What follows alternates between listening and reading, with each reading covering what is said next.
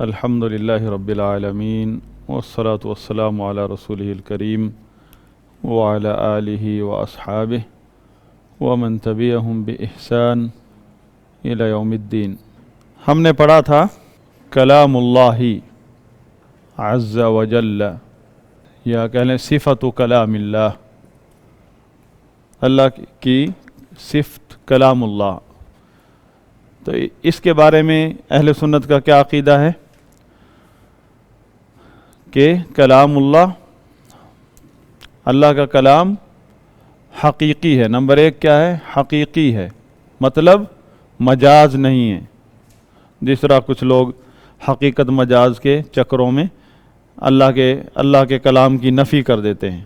اس کی کیا دلیل ہے؟ وَكَلَّمَ اللَّهُ مُوسَىٰ تَكْلِيمًا، قرآن میں اللہ تعالیٰ نے فرمایا موسیٰ سے اللہ تعالیٰ نے کلام کیا۔ وَلَمَّا جَاءَ مُوسَىٰ لِمِيقَاتِنَا وَكَلَّمَهُ رَبُّهُ، اس سے موسیٰ سے اس کے رب نے کلام کیا۔ تو کلام کا مطلب کلام ہے، کلمہ، کلم یکلم تکلیما، اس کی کوئی تعویل نہیں ہو سکتی، حقیقت پر مبنی ہے۔ اور دوسری بات یہ ہے صوتن، اللہ کے کلام کی آواز ہے، اور حروف ہیں، الفاظ ہیں، حقیقی ہے، جس کی دلیل ہے وَكَلَّمَ اللَّهُ مُوسَىٰ تَكْلِيمًا، سورہ النساء 164 نمبر آیت، وَكَلَّمَ اللَّهُ مُوسَىٰ تَكْلِيمًا۔ اور آواز کی کیا دلیل ہے؟ ہم نے پڑھا تھا سورہ مریم 52 نمبر آیت، فرمایا وَنَادَيْنَاهُ مِن جَانِبِ الطُّورِ الْأَيْمَنِ وَقَرَّبْنَاهُ نَجِيًّا، نَادَيْنَاهُ، ہم نے اسے یعنی موسیٰ علیہ السلام کو آواز دی، ندا، آواز دینا ہے۔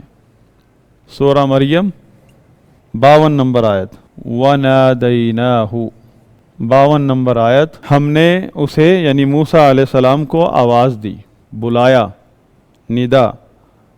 حروف کی کیا دلیل ہے؟ سورہ بقرہ میں اللہ تعالیٰ کا فرمان ہے، اچھا آواز کی یہ تو قرآن میں تھا، اس کی حدیث بھی ہے جس میں واضح الفاظ ہیں، حدیث قدسی ہے متفق علیہ، کہ اللہ تعالیٰ آدم علیہ السلام کو کہے گا یا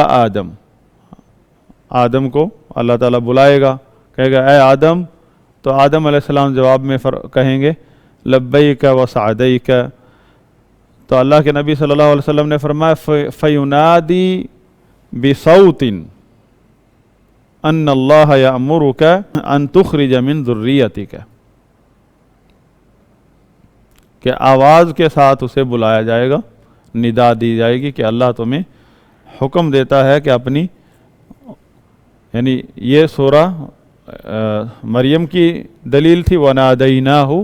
حروف کی دلیل یہ ہے، اللہ تعالیٰ نے فرمایا آدم علیہ السلام کو وَقُلْنَا يَا آدَمُ وَقُلْنَا، اور کہا ہم نے وَقُلْنَا۔ اب یہ ہے قول، کیا مقولہ کیا ہے، کیا الفاظ کہے؟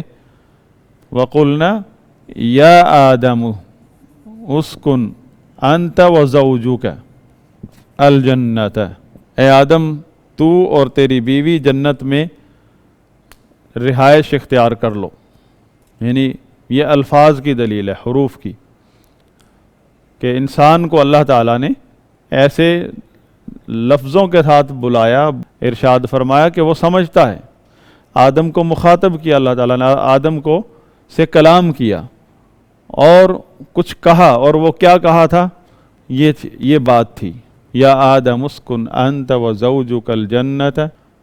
تو یہاں جو کہی گئی بات ہے وہ یہ الفاظ ہیں۔ تو یہ اہل سنت کا عقیدہ ہے کہ اللہ کی جو صفت ہے ذاتیہ دیگر صفات کی طرح، کہ اللہ کا کلام کرنا، اس بارے میں اہل سنت پہلی بات کیا عقیدہ رکھتے ہیں کہ حقیقی کلام ہے، اس کی حقیقت ہے، اس کی آواز ہے، اس کے الفاظ ہیں، حروف ہیں، لیکن مخلوق کے کلام سے اس کی کوئی مماثلت نہیں ہے، مخلوق کے کلام کی اللہ کے کلام سے کوئی مماثلت نہیں ہے۔ تو دوسری چیز یہ کیونکہ اللہ تعالیٰ کی جو صفت کلام ہے اصل کے اعتبار سے، بنیاد کے اعتبار سے وہ ذاتیہ ہے، یعنی ازل سے ہے، ابد تک ہے، اور باعتبار مشیت الہی اللہ تعالیٰ کی صفت فعلیہ بھی ہے کلام۔ اور صفت فعلیہ جو ہوتی ہے، دو قسم کی صفات ہیں نا، ذاتیہ اور فعلیہ، اور ہم نے ذکر بھی کیا تھا کہ بعض صفات ذاتیہ ایسی ہیں کہ جو با اعتبار اصل ذاتیہ ہیں، با اعتبار فعل یا مشیت الہی فعلیہ ہیں، با اعتبار آحاد وہ فعلیہ ہیں۔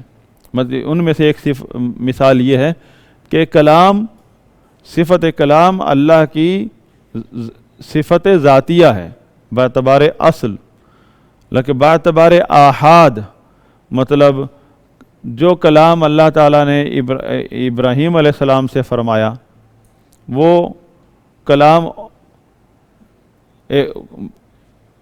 آدم علیہ السلام سے کلام فرمایا، موسیٰ علیہ السلام سے کلام فرمایا، اپنے سب نبیوں سے کلام فرمایا، تو یہ آحاد ہے۔ مطلب کلام جو موسیٰ علیہ السلام سے کلام فرمایا وہ ابراہیم علیہ السلام والا نہیں ہے، ہاں، ابراہیم علیہ السلام سے کلام جو فرمایا تو یہ حیثیت آحاد یا باعتبار آحاد کہ موسیٰ سے کلام، عیسیٰ سے کلام، ابراہیم علیہ السلام سے کلام، آدم علیہ السلام سے کلام، فرشتوں سے کلام، تو یہ صفت باعتبار آحاد صفت فعلیہ ہے کلام اللہ۔ تو کلام اللہ جو ہے صفت کلام، صفت الکلام، اس کے دو پہلو ہیں، باعتبار الاصل صفت ذاتیہ اور باعتبار الآحاد یعنی افراد صفت فعلیہ۔ جب صفت فعلیہ ہوتی ہے تو اس کا تعلق اللہ کی مشیت سے ہوتا ہے، تو اس اعتبار سے باعتبار الآحاد اہل سنت کہتے ہیں یتکلم متی شاء، جب چاہتا ہے کلام فرماتا ہے، وکیف شاء، اور جیسے چاہتا ہے، وبما شاء، اور جو چاہے وہ کلام کرے، اس کی مشیت۔ یتکلم بما شاء، جو چاہتا ہے وہ کلام فرماتا ہے، اور وہ متی شاء، جب چاہے کرے کلام، وکیف شاء، جیسے چاہے۔ کیفیت، وہ اللہ تعالیٰ جو کلام کرتا ہے اس کا وقت کیا ہے، وہ اللہ کی مشیت کے ساتھ ہے، جب جس کے ساتھ چاہے کلام کرے، جب چاہے کلام کرے۔ کیفیت، کیسے ہوگا وہ کلام، وہ بھی اللہ کی مشیت سے تعلق رکھتا ہے، جیسے وہ چاہے۔ وبما شاء، کیا کلام ہوتا ہے وہ اس کی مرضی، جو چاہے وہ بات کرے۔ تو یہ باعتبار آحاد، آحاد کا مطلب کہ کلام اللہ تعالیٰ مختلف اوقات میں جب چاہتا ہے، جس سے چاہتا ہے کلام کرتا ہے، تو یہ مختلف اوقات میں جو اللہ تعالیٰ کلام فرماتا ہے تو یہ اس اصلی صفت ذاتیہ کے مقابلے میں یہ افراد ہیں اس صفت کلام کے۔ موسیٰ علیہ السلام سے کلام کیا، آدم علیہ السلام سے کلام کیا، عیسیٰ علیہ السلام سے کلام کیا، جبریل سے کلام کیا، تو اس اعتبار سے یہ صفت فعلیہ ہے۔ جو بھی صفت فعلیہ ہو اس کا تعلق اللہ کی مشیت سے ہے، اور جو بھی صفت ذاتیہ ہے اس کا تعلق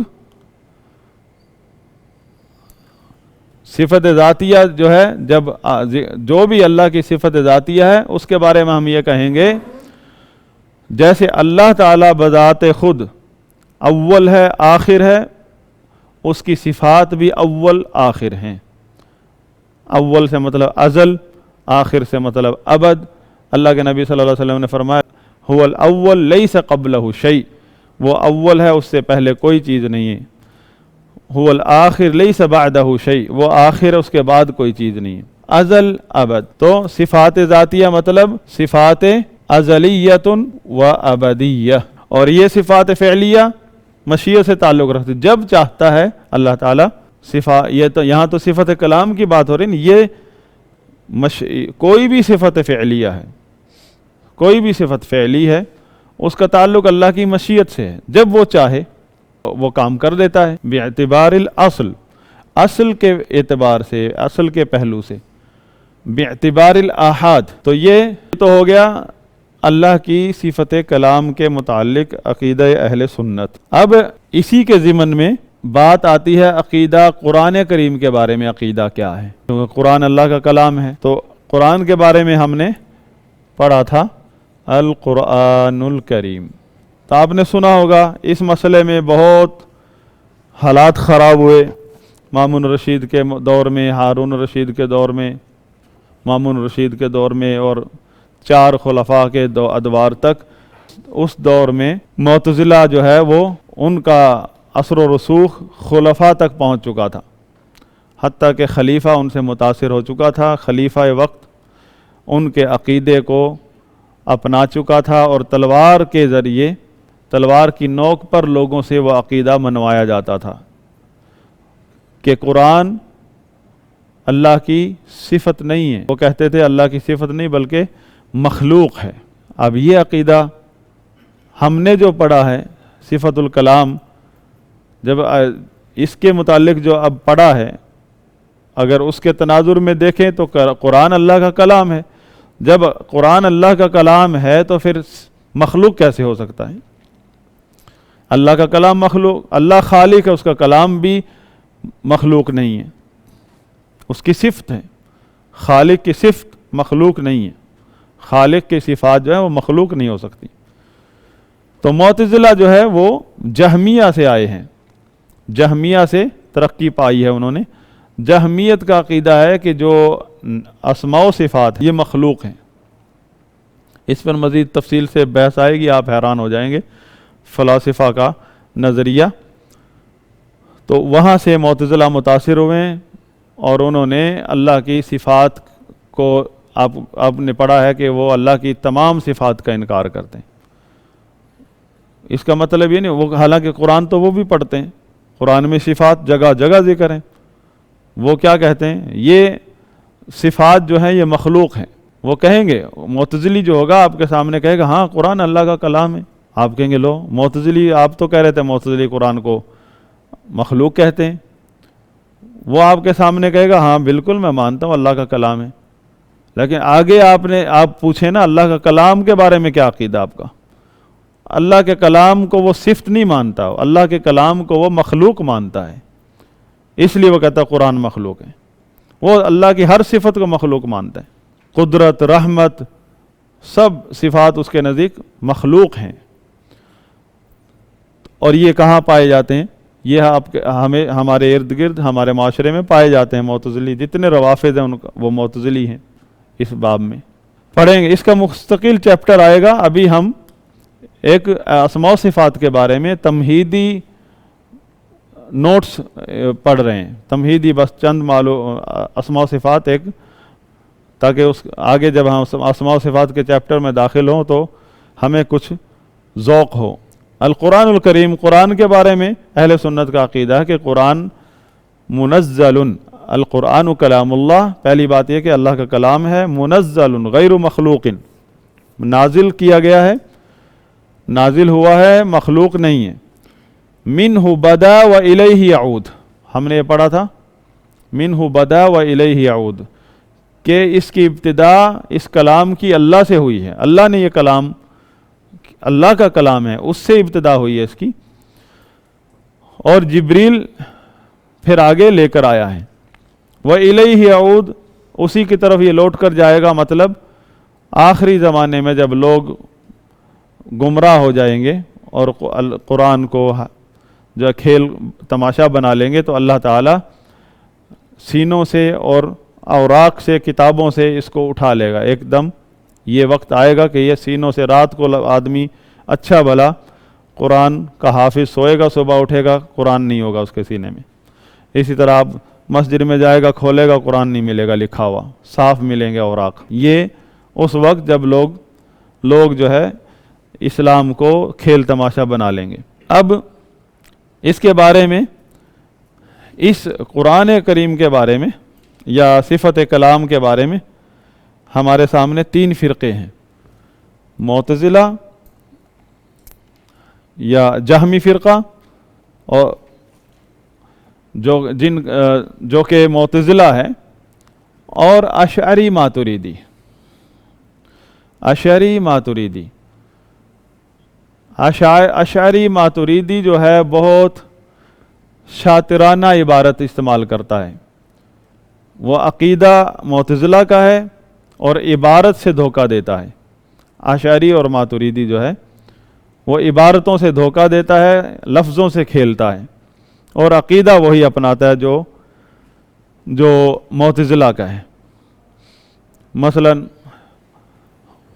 وہ کہتا ہے کہ کلام کی دو قسمیں ہیں، یہ ماتریدی کی عقیدہ الماتریدی۔ ماتریدی جو تھے ابو منصور ماتریدی، انہوں نے ایجاد کی کلام کی دو قسمیں بتائیں اس نے، کہ کلام کی دو قسمیں ہیں، اور یہ دنیا میں کوئی نہیں جانتا تھا یہ دو قسمیں، کہ کلام نفسی، الکلام النفسی،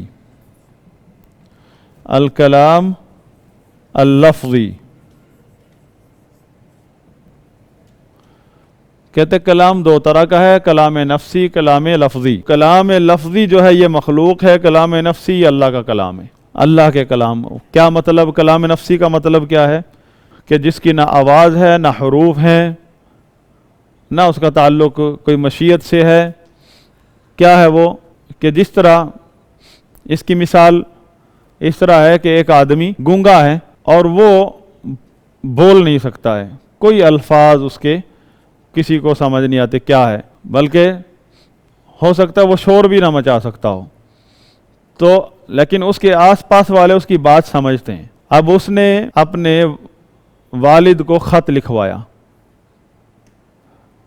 آپ کو اپنے پاس بٹھا کر آپ کو سمجھایا، جس طرح وہ آپ پہلے اس سے باتیں سمجھتے تھے، تو آپ نے خط لکھا اور اس میں اپنی اگلے سیمسٹر کی فیسز کا مطالبہ کیا کہ مجھے فیس بھیجیں، اگلا سیمسٹر شروع ہونے والا ہے، اور آپ نے وہ لکھ کر بھیج دیا۔ اب آپ نے اس کی بات کو سمجھا کہ نہیں سمجھا؟ آپ نے اس کی بات کو اپنے لفظوں میں بیان کیا ہے۔ تو یہ جو لیٹر اس کے والد نے پڑھا، یہ کس کا کلام ہے؟ یہ کلام لفظی ہے، یہ آپ کا ہے، لیکن ان کے بیٹے کا کلام جو ہے وہ نفسی ہے، جو کہ نہ اس کے الفاظ ہیں نہ اس کی آواز ہے۔ تو اس لیے یہ لوگ کلام نفسی مطلب اللہ کا کلام جو ہے والعیاذ باللہ، وہ کہتے ہیں نہ لکھا جا سکتا ہے، نہ سنا جا سکتا ہے، نہ پڑھا جا سکتا ہے۔ باقی تو پھر یہ کیا ہے جو ہم پڑھتے ہیں؟ یہ کلام لفظی ہے جس کی تعبیر کی گئی ہے اللہ کے کلام سے۔ آپ نے یہ تعریف سنی ہوگی اردو میں، علوم القرآن کی کتابوں میں اردو میں لکھی ہوتی ہے، یونیورسٹیوں میں بھی، کہ اللہ کا کلام جو ہے وہ ہے کہ اگر اس کی عربی میں اس کو تعبیر کیا جائے تو وہ قرآن بن جاتا ہے، عبرانی میں ہو تو وہ تورات بن جاتی ہے، تو کبھی زبور بن جاتی ہے، آواز لینگویج چینج ہو جائے تو زبور بن جاتی ہے۔ تو مطلب وہ کلام نفسی ہے، تعبیر کا لفظ، کوئی حکایت کا کوئی تعبیر کا لفظ استعمال کرتے کہ یہ عربی میں جو صرف تعبیر کی گئی ہے، یہ عربی عبارت جو ہے اللہ کے کلام کی تعبیر ہے۔ تو یہ عقیدہ اہل سنت کا نہیں ہے، یہ عقیدہ ماتریدیوں کا ہے اور معتزلیوں کا ہے۔ تو اس لحاظ سے جو آپ کلام لفظی جو قرآن کریم کی تلاوت کرتے تو لفظی ہے، الفاظ ہیں، تو ان کی ڈیفینیشن کے مطابق یہ اللہ کا کلام نہیں ہے۔ اللہ کا کلام وہ ہے جس کی یہ تعبیر کر رہا ہے۔ تو اس کی تفصیل آگے آئے گی۔ تو اہل سنت اس کے مقابلے میں صاف عقیدہ بیان کرتے ہیں کہ القرآن کلام اللہ، اللہ کا کلام ہے۔ کلام اللہ کا مطلب جب آپ نے کہہ دیا قرآن اللہ کا کلام ہے تو یہ ساری ڈیفینیشن آپ کے سامنے آ جانی چاہیے کہ حقیقی ہے، مجاز نہیں ہے، اس کی آواز ہے، حروف ہیں، لیس کمثلہ شیء وہو السمیع البصیر۔ اور جب اللہ تعالیٰ کسی سے بات جب مشیت سے تعلق رکھتا ہے تو پھر وہ صفت فعلیہ ہوتا ہے۔ اور کلام اللہ منزل غیر مخلوق، اللہ کا کلام نازل کیا گیا، مخلوق نہیں ہے کہ کسی اور نے بولا ہو، جبریل کے الفاظ ہوں جبریل کا کلام مخلوق ہے کیونکہ جبریل بھی مخلوق ہے، جبریل کا کلام بھی مخلوق ہے۔ اللہ کے کلام کو جبریل لے کر آیا ہے نبی صلی اللہ علیہ وسلم تک، تو منہ بدا، یعنی یہ کلام جو ہے قرآن جبریل سے نہیں شروع ہوا، یہ اللہ سے شروع ہوا ہے۔ جبریل تو راوی ہے، نبی صلی اللہ علیہ وسلم تک پہنچانے والا۔ ابھی اگر آپ کے سامنے ایک طالب علم کھڑا ہو کر علامہ اقبال کا کلام پڑھے تو آپ کیا کہیں گے؟ اس طالب علم کا کلام ہے؟ کیا کہیں؟ علامہ اقبال کا کلام ہے۔ اور پھر تھوڑی دیر بعد وہ مرزا غالب کا پڑھنے شروع کر دے، آپ کہیں گے مرزا غالب کا کلام ہے۔ کوئی کہتا ہے مجھے میر تقی میر کا سنائیے، پھر وہ سنانے شروع ہو جائے گا۔ اور اگر وہ اللہ کا کلام پڑھے تو پھر شروع ہو جائے، پھر آپ کو باریکیاں یاد ہیں، نہیں یہ اس کے الفاظ مخلوق ہیں، یہ سیاہی مخلوق ہے، ہاں کیونکہ یہ مرض ہے۔ کیوں سیدھا سیدھا نہیں کہتے اللہ کا کلام ہے؟ جو قاری صاحب نماز میں پڑھ رہا اللہ کا کلام پڑھ رہا ہے، یہاں سیدھا سیدھا کیوں نہیں کہتے؟ یہ اہل بدعت کی مرض ہے۔ ہاں مخلوق کے کلام کے بارے میں فوراً بول دیں گے یہ فلاں کا کلام ہے، فلاں کا کلام ہے، لکھا ہو یا سن رہے ہیں آپ، لکھا ہوا پڑھ رہے ہیں، اللہ کا کلام ہے۔ تو اس میں مستقل چیپٹر آئے گا عقیدہ طحاویہ میں۔ اس کے بعد یہ یہاں تک جو ہم نے صفات پڑھی ہیں ان کا ذکر قرآن میں بھی ہے، حدیث میں بھی ہے۔ اب کچھ صفات ایسی ہیں جن کا ذکر صرف حدیث میں ہے، قرآن میں ان کا ذکر نہیں آیا۔ ان میں سے ایک صفت ہے صفت النزول، اللہ تعالیٰ کا آسمان دنیا پر نازل ہونا۔ صفت النزول، اللہ تعالیٰ کا آسمان دنیا پر نازل ہونا، جس کے بارے میں حدیث ہے بخاری شریف کی کتاب التوحید، مسلم شریف کی بھی ہے کتاب صلاۃ المسافرین، ینزل ربنا الی السماء الدنیا، ہمارا رب آسمان دنیا پر نازل ہوتا ہے، الی السماء الدنیا کل لیلۃ، ہر رات، حین یبقی ثلث اللیل الاخیر، جب آخری تہائی رات بچ جاتی ہے، باقی ہوتی ہے۔ رات کے 3 حصے کر لیں، یہ پوری ٹیبل دیکھ لیں، یہاں سے مغرب غروب آفتاب ہوا اور یہاں طلوع فجر ہو رہا ہے، یہ پوری رات ہے، اس کے 3 حصے کر لیں۔ مطلب اگر یہ 12 گھنٹے کی ہے، 12 گھنٹے بنے مثلا تو کتنے، 1/3 حصہ کتنے کا بنے گا؟ 4 گھنٹے کا۔ تو آخری 4 گھنٹے جو ہیں، تو آج غروب آفتاب ہوا ہے کتنے پر؟ 6:54 پر، اور طلوع فجر کتنے پر ہے؟ 4 ہاں 4:55 پر، ہاں 54:55 پر، 4:54 لگا لیں، کل 4:54 تھا، پورا حساب ہے۔ یہ 54 ختم کر دیں اور یہ بھی ختم کر دیں، 6 اور 4، 6 بجے، یعنی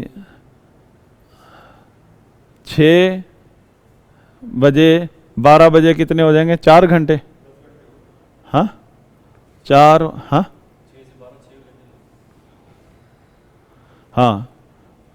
6 اور 4 10 گھنٹے کی رات ہے، تو 10 کو 3 پر تقسیم کر دیں،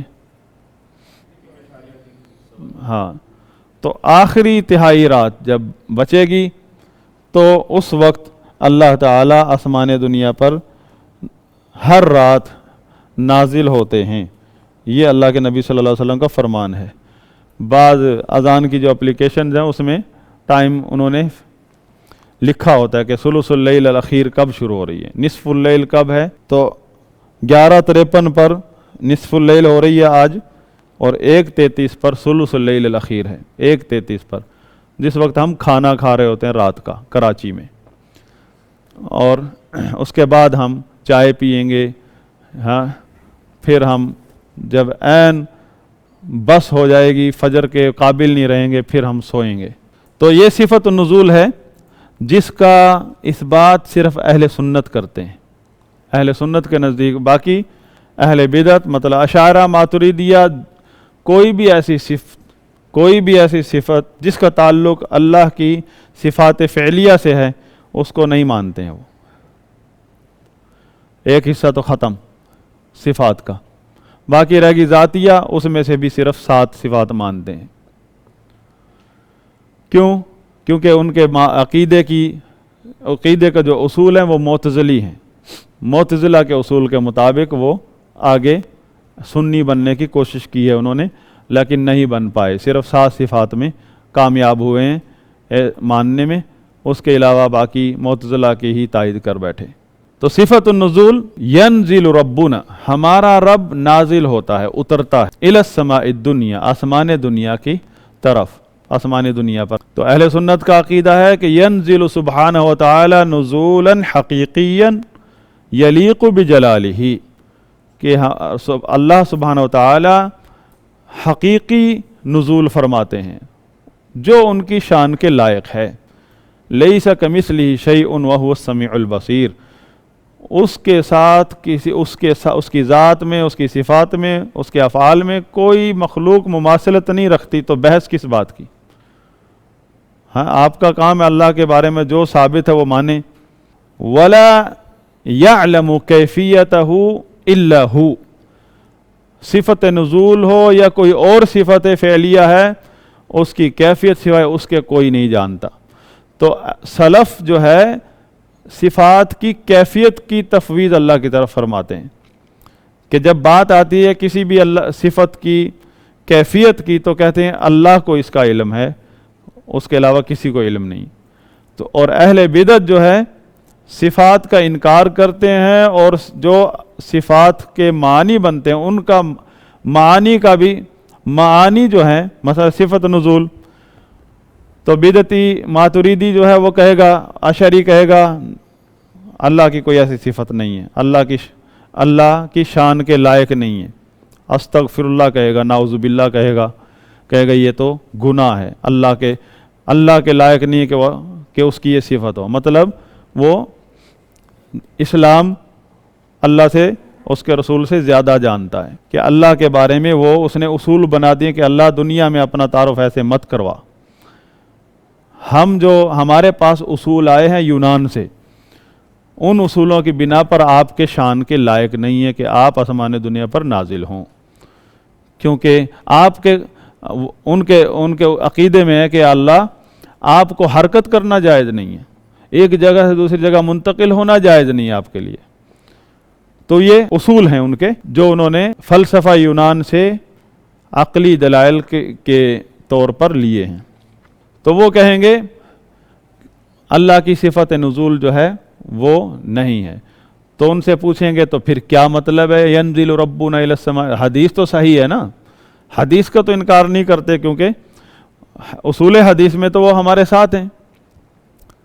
کہیں گے اس کا مطلب یہ نہیں ہے جو تم سمجھ رہے ہو. وہ کہتے ہیں اس کا مطلب ہے ینزل امرہ، اللہ کا امر حکم نازل ہوتا ہے. کیونکہ پہلے انہوں نے ذہن میں بٹھا لیا اگر مان لیں ینزل ربنا الی السماء الدنیا، اللہ کی صفت نزول کو مان لیں تو اس کا مطلب یہ ہوتا ہے کہ نعوذ باللہ اللہ کا عرش خالی ہو جائے گا، جبکہ خود عرش کو بھی نہیں مانتے، اللہ کو عرش پر بھی نہیں مانتے. اب فکر عرش کی لگ گئی ہے ان کو، اللہ کو عرش پر مانتے نہیں ہیں اور اس حدیث کی وجہ سے عرش کی فکر لگ گئی. بھئی تو یہ معاملہ ہے ہی غیب کا. اللہ کے بارے میں آپ اپنے عقلی دلائل کس طرح استعمال کر سکتے ہیں؟ آپ کی عقل فیل ہے اللہ کے بارے میں. تو بہرحال تو اہل تعویل جو ہیں وہ تعویل کرتے ہیں، در حقیقت تحریف ہیں. تو اہل سنت اس کا رد فرماتے ہیں کہ یہ پہلی بات تو یہ ہے کہ یہ خلاف نص ہے. جو الفاظ اللہ کے نبی علیہ الصلوۃ والسلام بیان فرما رہے ہیں ان الفاظ کو آپ بدل رہے ہو، ان الفاظ کو آپ ٹھکرا رہے ہیں. اللہ کے نبی کون سی لینگویج میں بول رہے ہیں؟ سمجھ میں آنے والی لینگویج ہے یا کوئی ایسا فلسفہ ہے جس کے لیے الگ کوئی اور لینگویج چاہیے، کوئی فلسفہ چاہیے؟ اور اجماع سلف کے خلاف ہے. سلف کا اجماع اس بات پر کہ اللہ تعالیٰ آسمان دنیا پر نازل ہوتے ہیں جس طرح اس کی شان کے لائق ہے. یہ معاملہ، کیفیت کا معاملہ اللہ کے علم میں ہے. باقی رہی بات آپ نے جو تعویل کی ہے کہ اس کا مطلب یہ نہیں ہے کہ اللہ تعالیٰ نازل ہوتے، اس کا مطلب اللہ کا امر. اور بھائی اللہ کا امر صرف رات کو اترتا ہے، اللہ کا امر تو ہر وقت اترتا ہے. ہر وقت دنیا کا نظام اللہ کے امر سے ہی تو چل رہا ہے. الا لہ الخلق والامر. باقی ٹائم کیا ہوتا ہے پھر؟ جب صبح صادق ہو جاتی ہے پھر دنیا کا نظام پھر آپ لوگ چلاتے ہیں. ہاں وہ کتب ابدال ہیں نا ان کے پاس، پھر وہ چلاتے ہیں. نعوذ باللہ. ایک منٹ، یہ ٹاپک سے متعلق نہیں ہے سوال آپ کا. ہاں بولیں. اس کی شان کے لائق ہے. جب اس کی آپ نے یعنی ایسی چیز کو بنیاد بنایا سوال میں جو ہماری عقل میں آتی ہے. جب کہ اللہ تعالیٰ کا نازل ہونا آسمان دنیا پر، اس سے ہمارا کسی مخلوق کا کسی جگہ پر نازل ہونا، اوپر سے نیچے اترنا، اس کی آپس میں کوئی مماثلت نہیں ہے. اس کی حقیقت ہے، لیکن کیا کیفیت ہے اللہ کے نازل ہونے کی؟ پہلے ہم نے کہہ دیا یہ اللہ کی شان کے لائق ہے. آپ کے ذہن میں یہ سوال آیا کہ یہ اللہ کی شان کے خلاف ہے کچھ، جب ایک ذرہ ہے یہ مخلوق آسمان، وہ اللہ تعالیٰ آسمان دنیا پر کس طرح نازل ہوتا ہے؟ آپ نے کہا نا یہ اللہ کی شان کے لائق نہیں ہے. ہم نے کہا جس طرح اللہ کی شان کے لائق ہے ویسے اللہ نازل فرماتے ہیں، اس کی فکر ہی نہیں کریں. جس طرح اللہ کی شان کے لائق ہے وہ اللہ کو علم ہے اس کا، ہمیں جو اس کے رسول نے بتا دیا ہے اس پر ایمان لانا فرض ہے. اب ہم نے بحیثیت مخلوق یہ دیکھا، ہم بحیثیت مخلوق آسمان ہمارے لیے بہت بڑی مخلوق ہے. اور اللہ نے فرمایا فی السماء رزقکم، اور آسمان میں تمہارا رزق ہے. اب دیکھیں نا حدیث میں ہے کہ اللہ تعالیٰ آسمان دنیا پر نازل ہوتے ہیں اور پھر فرماتے ہیں من یدعونی فاستجیب لہ. کون ہے جو مجھے پکارے میں اس کی پکار کو سنوں؟ کون ہے جو مجھ سے مانگے میں اسے دوں؟ اللہ کا امر کہتا ہے یا اللہ فرماتے ہیں؟ وہ کہتے ہیں اللہ کا امر نازل ہوتا ہے اور پھر اللہ کا امر پکارتا ہے کہ مجھے پکارو. اللہ کا امر کہتا ہے مجھے کون ہے جو مجھ سے مانگے میں اسے دوں. تو یہ اس میں ان کے اس تعویل کی یہ تعویل کا رد آ گیا کہ آگے فرمایا من یدعونی، کون ہے جو مجھ سے مانگتا ہے، کون ہے جو مجھ سے سوال کرتا ہے، فاعطیہ، میں اسے عطا کروں.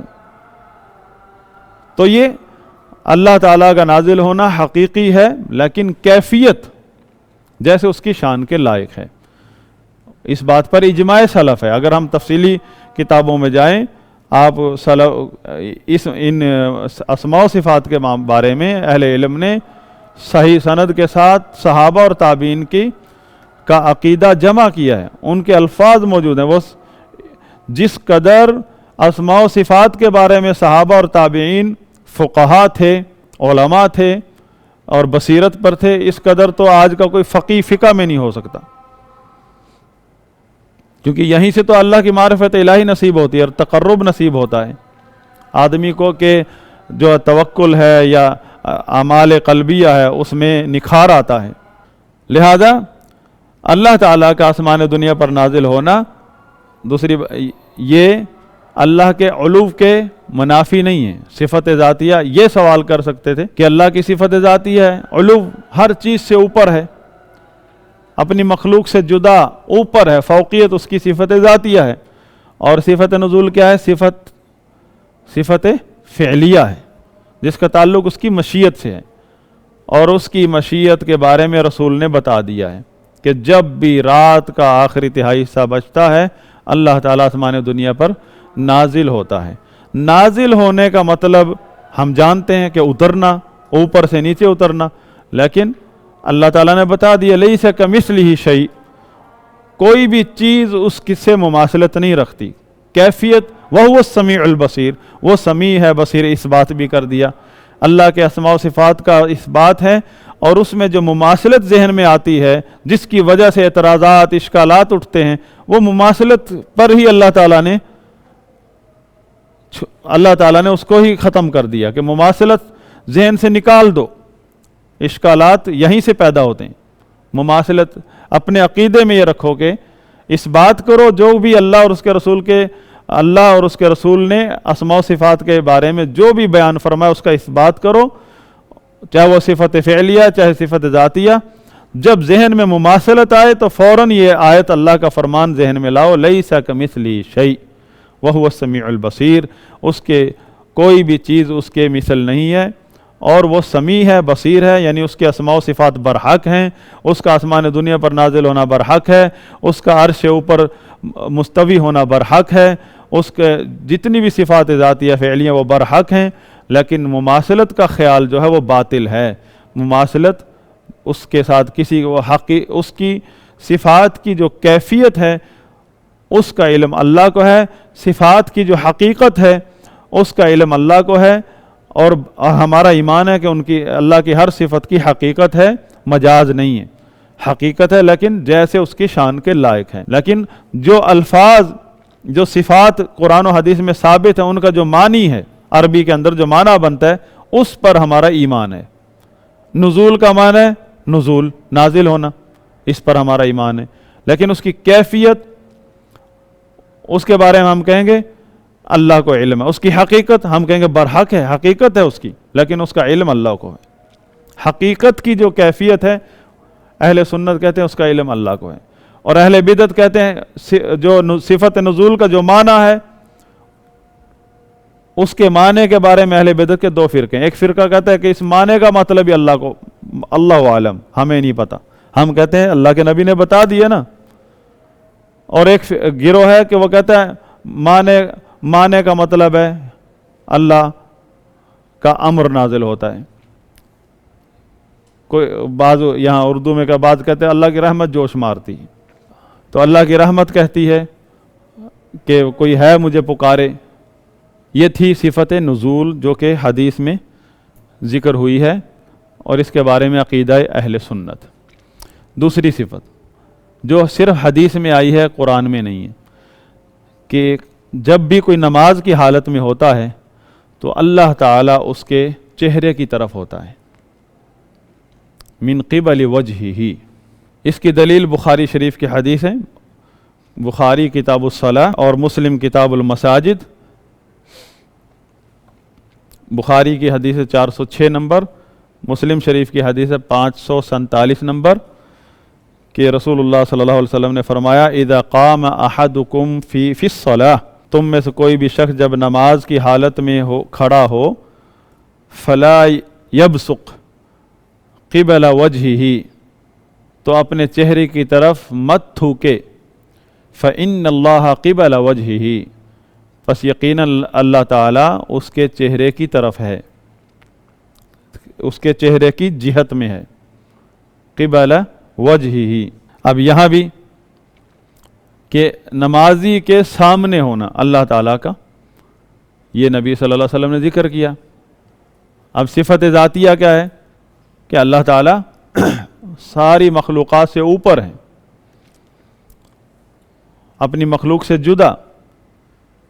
اب صفت معیت میں صفت معیت ذکر ہوئی، اب صفت نزول ذکر ہوئی، اب صفت قبل وجہ المصلی، کہ نمازی کے چہرے کی جانب، چہرے کی جہت پہ۔ تو یہ ثابت ہے، اللہ کے نبی صلی اللہ علیہ وسلم نے بیان فرمایا، لیکن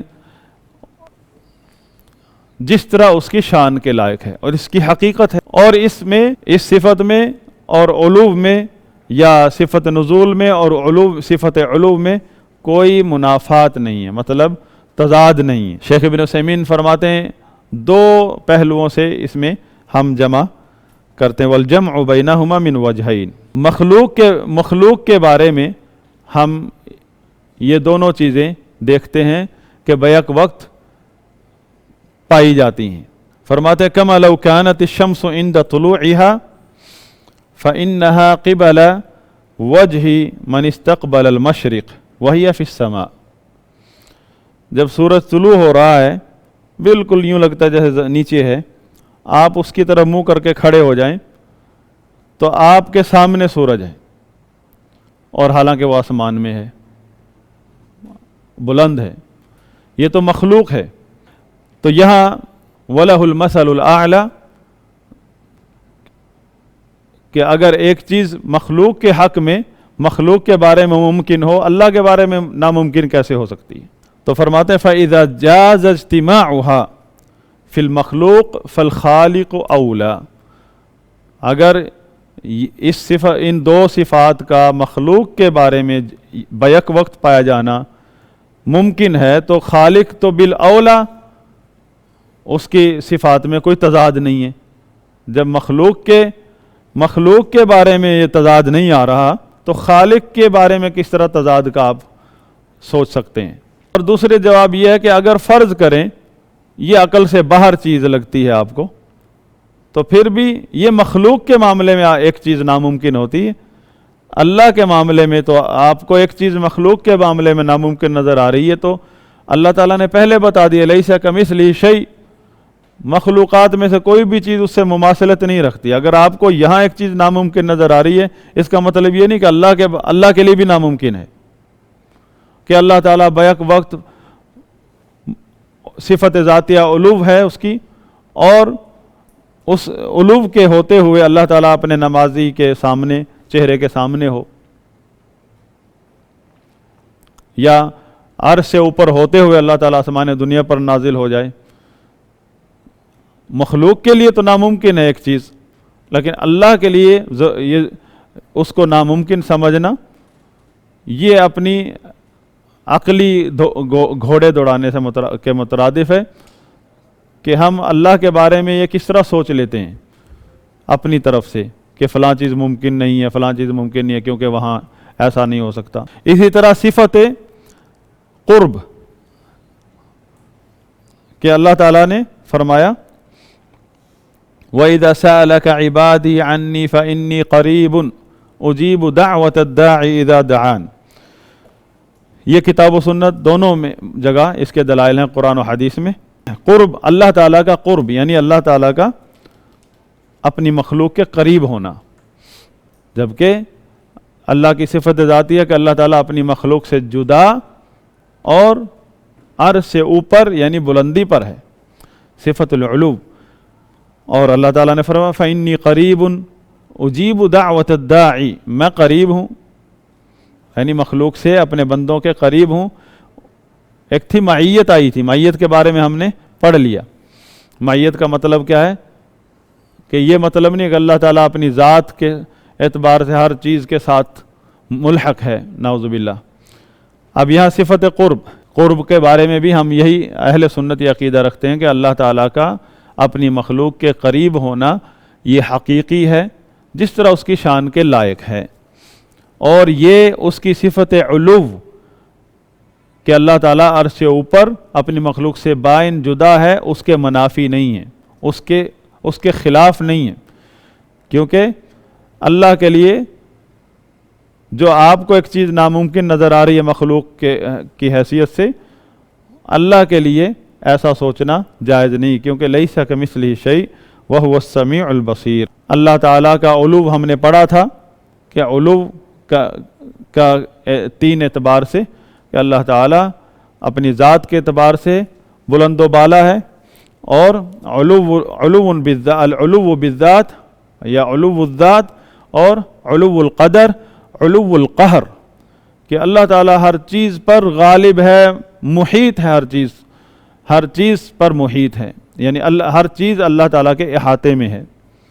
اللہ تعالیٰ کے احاطے سے کوئی چیز بھاگ نہیں سکتے، باہر نہیں ہے کہ اس کا سلطان، اس کا علم، اس کے قدرت، اس کی تدبیر سے کوئی چیز باہر جا سکتی ہو۔ تو یہ مختصر سی صفات تھیں جن میں آپ کو اندازہ ہو سکتا ہے کہ ایک کم علم آدمی یا اہل بدعت کی صحبت میں بیٹھنے والا آدمی کس قدر شکوک و شبہات اور گمراہ کن عقائد کا شکار ہو سکتا ہے، کیونکہ اہل بدعت جو ہے وہ پہلے اپنا عقیدہ بناتے ہیں، پھر وہ قرآن و حدیث کو کھولتے ہیں اپنے عقیدے کی مدد کے لیے، اور اہل سنت جو ہے پہلے اپنے دماغ کو صاف کر کے قرآن و حدیث کو کھولتے ہیں، اور رسول اللہ صلی اللہ علیہ وسلم، صحابہ اور تابعین، سلف سے قرآن و حدیث کو سمجھتے ہیں، اللہ تعالیٰ کے بارے میں اور دیگر عقائد کو سب سے پہلے سمجھتے ہیں، سلف کی صحابہ رسول اللہ صلی اللہ علیہ وسلم اور صحابہ کے منہج کی روشنی میں، جیسے صحابہ نے کہا تعلمنا الایمان قبل القرآن، ہم نے ایمان یعنی عقیدہ قرآن سے بھی پہلے سیکھا، کہ نبی صلی اللہ علیہ وسلم سے پہلے عقیدہ سیکھا، اور جو عقیدے کو سائڈ پہ کر کے پھر شکوک و شبہات کا شکار ہو کر تحقیق میں لگتے ہیں، وہ لوگ کبھی بھی عقیدہ ایمان نہیں سیکھ پاتے، وہ شکوک و شبہات میں ساری زندگی بسر کر دیتے ہیں۔ تو اہل سنت جو ہے وہ وسط ہے، مسلک اعتدال ہے۔ جتنے بھی فرقے ہیں، جتنے بھی گمراہ کن عقائد ہیں، وہ افراط تفریط کا نمایاں جو ہے مظہر ہیں۔ تو اسماء و صفات کی جب ہم چیپٹر پڑھ رہے تھے تو اس میں اہل سنت بیچ میں ہیں، اور ایک طرف مشبہہ ہیں جو اللہ کے اسماء و صفات کو مانتے ہوئے بھی تشبیہ کے مرتکب ہو گئے ہیں، تشبیہ کہ خالق کو مخلوق سے یا مخلوق کو خالق سے تشبیہ دینا، تو اہل سنت ان کے بھی خلاف ہیں۔ ولا کیف ولا تمثیل، نہ کسی صفت کی کیفیت بیان کرتے ہیں، نہ کوئی تمثیل اہل سنت۔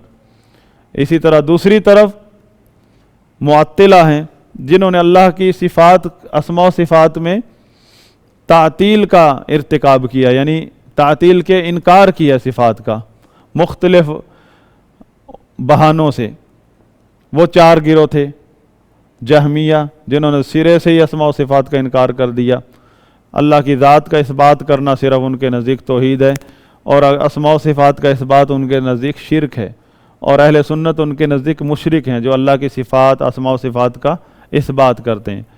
ان کے بعد معتزلہ ظاہر ہوئے جنہوں نے اللہ کے اسماء کا اس بات کیا اور صفات کا انکار کیا، تو صفات کا اس بات ان کے نزدیک شرک ہے۔ قرآن کو آپ کہتے ہیں اللہ کی صفت ہے تو ان کے نزدیک شرک ہے، اس لیے تلوار نکال لی، اور اہل سنت اہل الحدیث ائمہ کو بڑی بے دردی سے قتل کیا کہ یہ کفر کے داعی ہیں۔ اہل سنت جو ہے کفر کے داعی ہیں ان کے نزدیک، اور اہل سنت کا یہ واضح موقف ہے کہ جو قرآن کو مخلوق کہے وہ کافر ہے۔ لیکن اہل سنت نے تکفیر معین بہت کم کی ہے جب اس کی ضرورت پڑی۔ تکفیر معین کی بجائے تکفیر مطلق یہ ہوتا ہے کہ عقیدہ بیان کرنا، یہ عقیدہ برحق ہے اور جو یہ عقیدہ کفری ہے، جو ایسا عقیدہ رکھتا ہے وہ کافر ہے۔ کون خلیفہ کافر ہے یا فلاں مولانا کافر ہے، یہ نہیں کہا، ایسے نہیں کہا۔ معتزلہ فرقہ عروج پر تھا، کسی نے نہیں کہا کافر کافر معتزلہ کافر، ایسے نہیں نعرے مارے۔ انہوں نے کہا جو ایسا عقیدہ رکھتا ہے وہ کافر ہے، کوئی بھی ہو، کچھ بھی نام رکھ لے۔ جبکہ اس وقت اس دور میں خلیفہ وقت تلوار کے ساتھ عقیدہ منواتا تھا، عقیدہ کفریہ، لیکن خلیفہ کو کافر نہیں کہا، کیونکہ تکفیر معین کسی خاص شخص کو معین کر کے اس کو اسلام سے خارج قرار دینا کسی کفری عقیدے کی بنا پر، اس کے لیے شرائط ہیں کہ وہ تمام شرائط اس شخص کے اندر موجود ہوں بیک وقت، اور عین اسی وقت کچھ چیزیں موانع ہیں کہ کوئی ان موانع میں سے ایک بھی مانع نہ پایا جاتا ہو۔ اگر ایک بھی مانع پایا گیا تو اگرچہ وہ شخص کفر کا مرتکب ہے اور اس کے کفر کے فتوے کی تمام شرائط اس کے اندر موجود ہیں، لیکن موانع میں سے ایک بھی مانع موجود ہے، رکاوٹ ہے، تو اس کے اوپر کفر کا فتویٰ نہیں لگے گا، باوجود اس کے کہ کفر کا مرتکب ہے۔ ساری شرائط موجود ہیں اس کو کافر کہنے کی، لیکن اس کے اسی عین اس وقت آخری مرحلہ کفر کے فتوے پر سائن کرنے کے لیے ضروری ہے کہ یہ دیکھنا کہ کوئی مانع تو موجود نہیں ہے اس کی تکفیر کا، یعنی جس کی وجہ سے اس پر کفر کا فتویٰ نہ لگتا ہو۔ اگر ان میں سے ایک بھی مانع پایا جاتا تو اس کی تکفیر نہیں ہو سکتی۔ تو اس لیے اہل سنت ہمیشہ تکفیر معین سے اجتناب کرتے ہیں، نام لے کر کسی کا، کسی فرقے کا یا کسی شخص کا نام لے کر کافر نہیں کہتے۔ ہاں یہ ایک طالب علم بھی کہہ سکتا ہے کہ جو ایسا کفری عقیدہ رکھتا ہے وہ کافر ہے۔ کون ہے؟ وہ دارالافتاء کا کام ہے کہ کون ہے کون نہیں۔ یہ اصول بیان کرنا، عقیدہ بیان کرنا ہر مسلمان جس کے پاس بھی علم ہے وہ کر سکتا ہے۔ تو اہل سنت बीच में हैं, उस तरफ 4 फ़िरके हैं, उस तरफ 2 फ़िरके हैं मुशब्बिहा के। इसी तरह क़ज़ा व क़दर तकदीर का चैप्टर आता है, उसमें भी फ़िरके दाएं बाएं फ़िरके हैं, बीच में अहले सुन्नत हैं। इसी तरह वईद बिल अज़ाब, अहादीस में आपने पढ़ा सुनते होंगे कि जो ये कर ले उसके लिए जहन्नम है, जो ये काम करे, वईदें आई है ना कुरान और हदीस में। इस चैप्टर में भी फ़िरके गुमराह हो गए हैं, ख़ास तौर पर ख़वारिज और मुअतज़िला। तो अहले सुन्नत बीच में है, ख़वारिज इस तरह के दलाइल को लेकर गुमराह हुए हैं। और इसी तरह उसमें फिर इस चैप्टर में मुर्जी भी आते हैं, मुर्जी, ख़वारिज, मुअतज़िली, अहले सुन्नत बीच में। कौन सा चैप्टर था? वईद का, वईद वाला, वो अहादीस और आयात जिनमें जहन्नम या अजाब की वईद है। इस चैप्टर में भी फ़िरके गुमराह हुए हैं। तो अहले सुन्नत हक़ पर कायम रहे।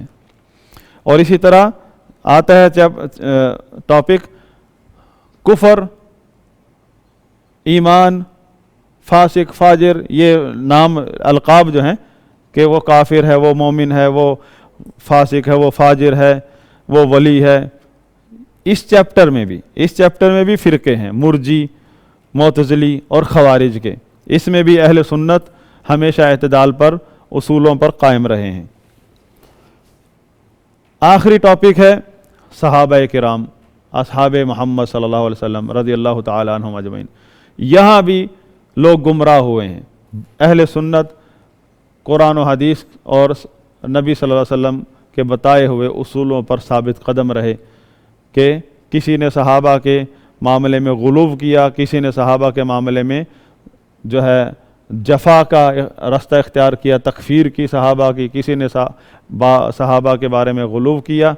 अहले सुन्नत जो वसत हैं, एतदाल पर हैं। तो ये सारी इस तरह के चैप्टर ये बतौर मिसाल आपको दिए हैं। इस तरह के कई चैप्टर आएंगे अक़ीदा तहाविया में, जिसमें हम फिर अहले सुन्नत का मसलक पढ़ेंगे और जो दाएं बाएं जो गुमराह फ़िरक़े हैं उनको भी पढ़ना पड़ेगा, ताकि आपको अहले सुन्नत के मसलक की सदाकत और हक्कानियत का यकीन हो।